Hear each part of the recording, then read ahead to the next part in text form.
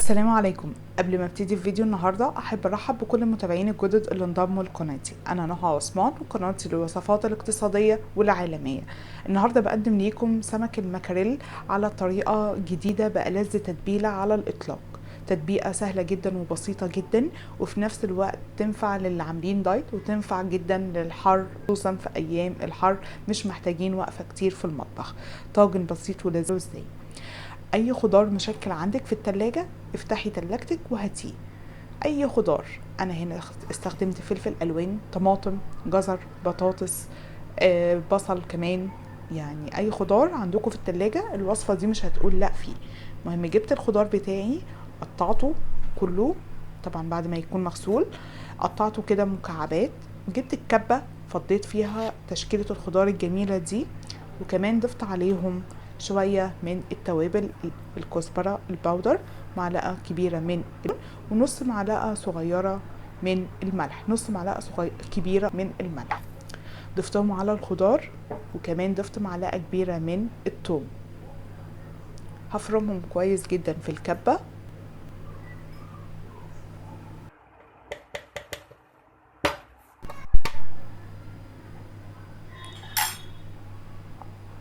كمان هضيف ربع فنجان صغير من عصير الليمون على التتبيلة بعد ما اضربها في الكبة.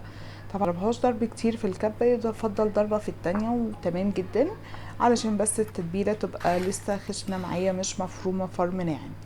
كان هنا عندي سمك مكاريل، تقدروا تستخدموا اي نوع سمك انتوا بتفضلوه. هنا غسلته ونضفته كويس.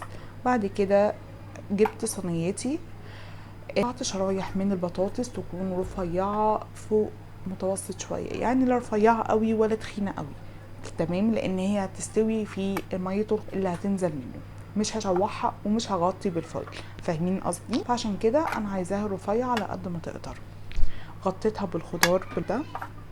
بعد بعد كده هجيب قطع السمك، وهحط في كل قطعة فيهم برضو من نفس التتبيلة والحشوة دي ارصهم في الصينية بتاعتي.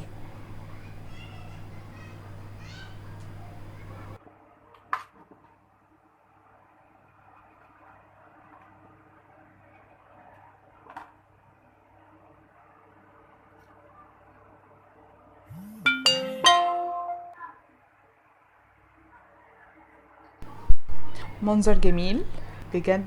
جربوا التتبيله والوصفه دي هتعجبكم جدا. وصفه صحيه وسهله جدا. كان عندي شويه من عصير الطماطم، حبيت احط شويه كده من على الوش، ودي خطوه اختياري مش اجباري. دخلت الصينيه بتاعتي في الفرن على درجه حراره 200 لمده 20 ل 25 دقيقه. الخضار هينزل ميته، والبطاطس هتستوي عن طريق البطاطس. هنا البطاطس كانت استوت ولسه كان فيها شوية من السوائل بتاعة الخضار. منظر جميل بجد. أكلة صحية مناسبة جدا لمرضى السكر، مناسبة جدا لو نفسكم في سمك ومش عايزين تقفوا تقلوا أو تشووا سمك في المطبخ كتير، خصوصا في الحر. لذيذة جدا. تنوع في وصفات الأسماك، وعملت لكم أسماك قبل كده في القناة، وهسيب لكم لينك الفيديوهات في صندوق الوصف. فضلا وليس أمرا، متنسوش تشتركوا في القناة وتفعلوا زر الجرس على الكل، ومتنسوش تضغطوا لايك كمان للفيديو. أشوفكم على خير قريب في فيديو وصفة جديدة قريب جدا إن شاء الله. دمتم بخير.